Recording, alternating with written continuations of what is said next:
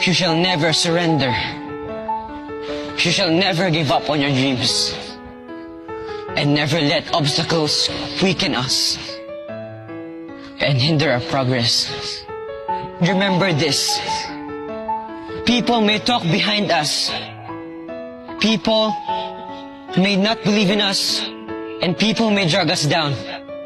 But do not be shaken. We do not exist and we do not live for them. Because we live for the people who have faith and believe in us. Because we live for our family. Let us not be afraid facing our challenges. Let us pursue our dreams. Mapapagod, pero hindi po susuko.